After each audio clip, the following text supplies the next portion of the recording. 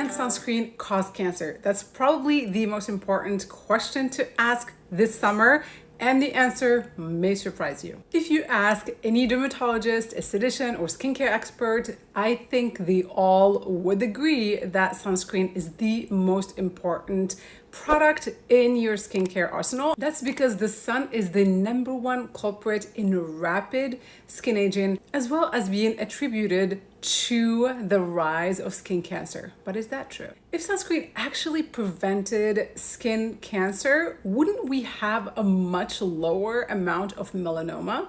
But the opposite is true. Even within the population of those that use sunscreen on a daily basis, they never miss a day. Let's first understand sunscreens, and then we'll be able to distinguish whether they actually contribute to skin cancer or they prevent. And if you don't know me yet, my name is Nadia. I am a certified skincare expert. I've been in the field of beauty, specializing in sensitive skin for 28 years now, nearly 28 years. So I'm here to be your guide to better and healthier skin, the functional beauty way. And you might wonder, I never heard of this term, functional beauty. Well, you haven't, because I made it up. I am a huge fan of functional medicine, kind of treating the root cause rather than just slapping those band-aids on whatever issue that we have. And that's been something that's done also in the beauty industry. I am really tired of seeing all these clients of mine and many consumers out there and followers complain about sensitivity, hyperpigmentation, just the rise of skin issues. Just like we have the rise of diseases, we have the rise of skin issues and sensitivity, and that is because we're overloaded with toxic chemicals, with exfoliants, and adopting this aggressive approach that pushes for retinoids and lots of active ingredients. So with functional beauty, we go back to basics and what's truly important to healthy skin. It's about maintaining that lipid barrier, preventing aging in the first place, and understanding what it is that causes us to age, and doing something about it, rather than laying out in the sun, eating terribly, and then just thinking that like a really powerful chemical peel or even injections are going to fix the problem for you. Injections do not fix anything, they make things worse. But I tend to digress. Let's get back to sunscreen. Sunscreens are broadly categorized into two major categories. One is chemical sunscreen, which is in most sunscreens out there, especially when you go to drugstores. And then the second is mineral sunscreen, or it can be referred to as physical sunscreen.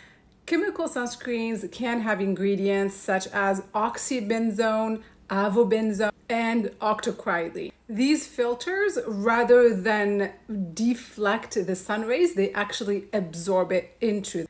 By contrast, physical or mineral sunscreens actually block the sun and scatter those UV rays. In the 1960s, sunscreens started containing para-amino benzoic acid, which is also referred to as PABA. This effectively blocked UVB rays rather than UVA rays. If you're wondering, UVB, so B stands for burning, the A stands for aging. So UVB rays are the ones that are responsible for giving you a tan, a sunburn, and also melanoma. It's not all bad. UVB is also what gives us our most essential immune boosting vitamin.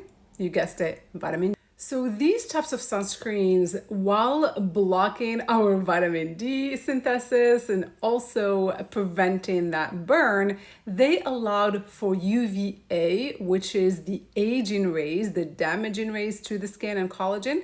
They allowed it to penetrate really deep. That was not really a concern at the time, only to find out that UVA actually can contribute as well to basal cell carcinoma. So it is thought in recent scientific studies that the selective blocking of UV rays, so blocking UVB alone rather than having a broad spectrum protection, actually contributed to the rise of melanoma in recent years. Additionally, the reduction in solar UVB exposure affected our health in general by reducing our absorption of the most essential vitamin, which is vitamin D. So that contributed not to skin cancers, rather to other internal cancers. Another factor that was ignored for so many years until very recently with the rise of functional beauty and clean beauty is the type of filter in itself.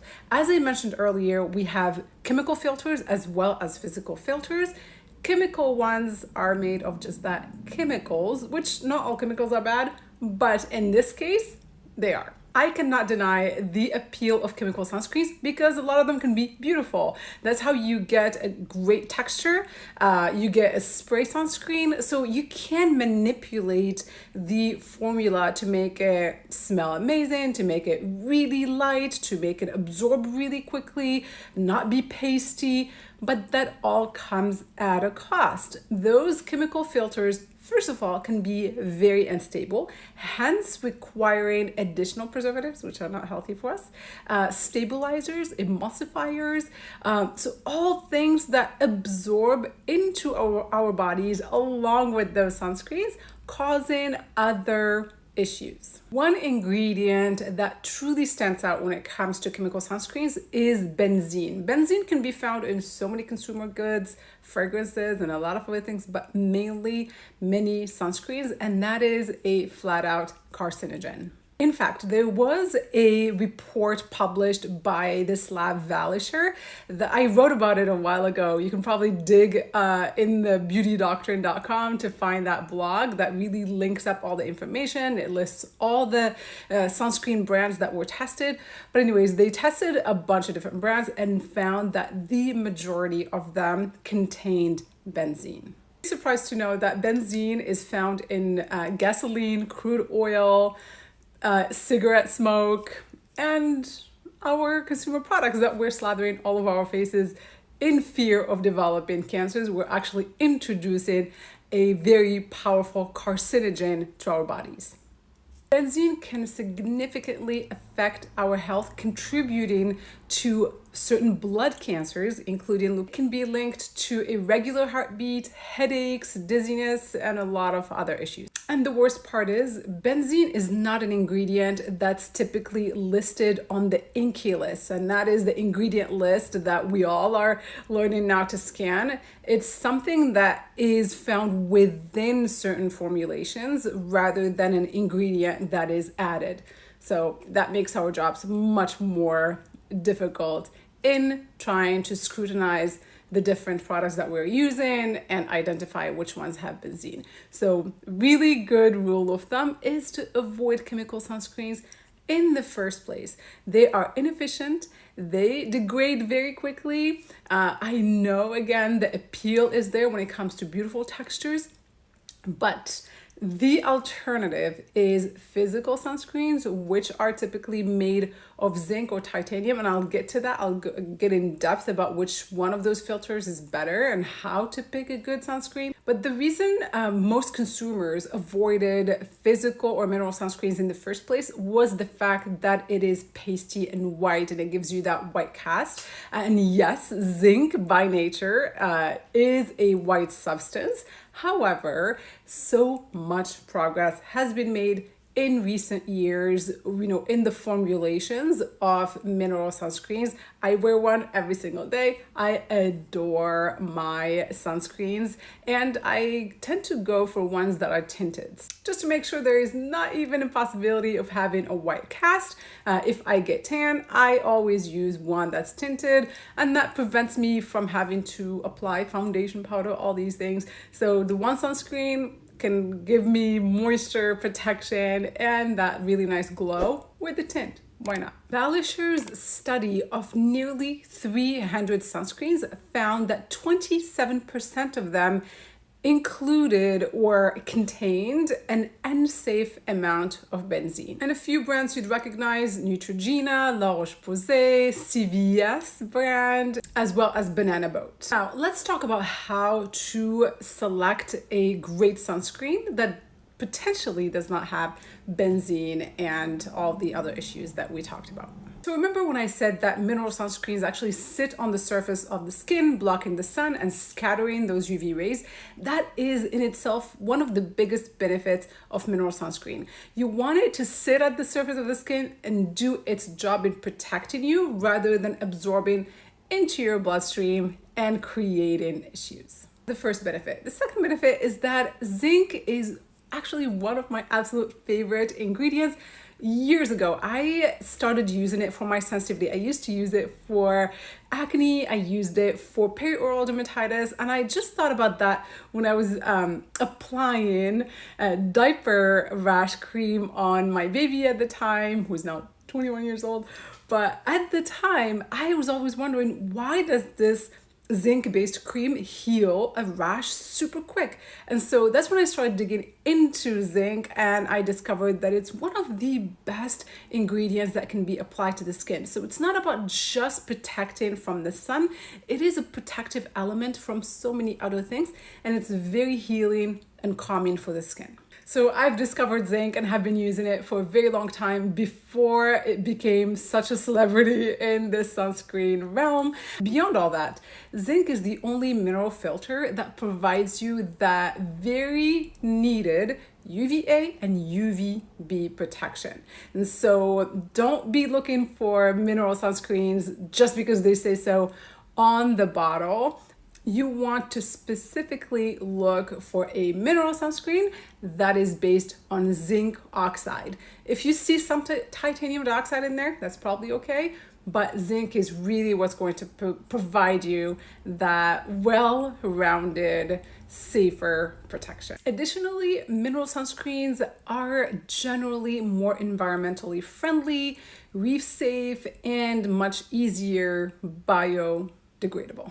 I am not a fan of titanium dioxide as a filter for multiple reasons. The first one is the fact that it is limited on its protective capability, as it protects only from UVB, and we've already established that we want that broad spectrum from UVA and UVB. Secondly, it's been shown to potentially cause harm to our lungs when inhaled. And so in general, I don't like anything that we spray on the face, like hairsprays, facial sunscreen, all those things, because they tend to be, absorbed, inhaled into the lungs and deposited there, and that's not helpful in any way.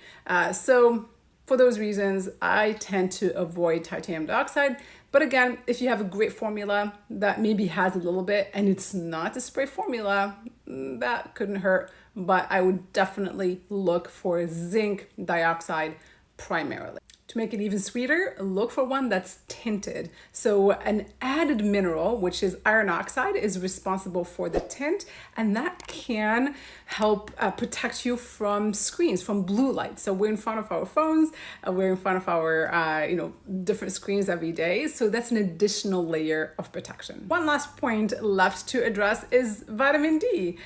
So we've been conditioned, I guess, to fear the sun. So the sun is not our enemy. Our enemy is our practices and all the products that we apply on our bodies in fear of the sun. So I'll break that down. So we absolutely need our vitamin D for our health, for our immunity, to prevent certain cancers and so on and so forth. But we also want great skin that's wrinkle-free, that's not sunburned, that doesn't have hyperpigmentation, that does not have discoloration and hyperpigmentation. How do we get there? Well, we protect those areas where we see aging the most, which are the face and neck. And this is how I do this. I apply a really good amount of sunscreen, tinted sunscreen to my face. I apply non-tinted to the neck and décolletage. And then I leave the arms. Maybe if I'm wearing shorts, I let the sun absorb into other parts of the body.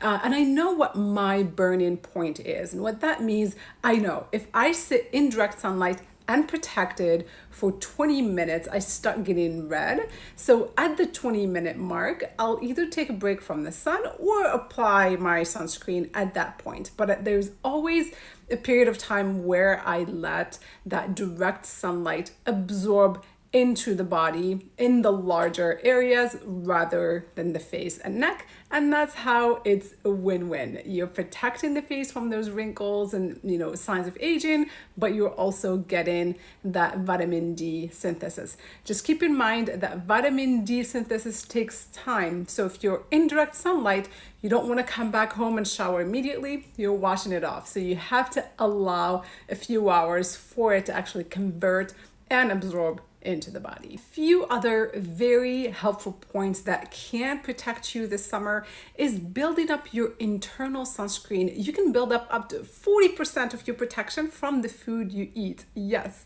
And so anything that's really rich in lycopene and carotenoids can actually help provide you that natural sun protection. So load up on your tomatoes, especially when they are in a sauce form. They tend to be really high in lycopene. Antioxidants in general can also be very helpful in providing you that additional protection. And lastly, hydrated skin can protect itself far better from the sun than dry skin. So slather on those really nice, clean body lotions and body oils. And the one thing that I would ensure to avoid before sun exposure is any ingredients that contain citrus, which you would be surprised, as I've vetted hundreds and hundreds of ingredients. Most natural products tend to have citrus in them, and citrus is a big trigger for hyperpigmentation. So read those ingredient lists, avoid citrus essential oils such as bergamot, neroli, lemon, lime, orange peel, so grapefruit, anything that sounds citrusy, you don't want to be applying it and going out in the sun. And believe it or not, even consuming citrus in direct sunlight. So if you're sitting by the pool, you really don't want to be drinking that orange juice or lemonade. You want to have those indoors, because there are those interactions that can happen between your body and the sun. So stay safe this summer. Share this video with somebody that you care about. And until next time, be well, be safe, be beautiful. Take care.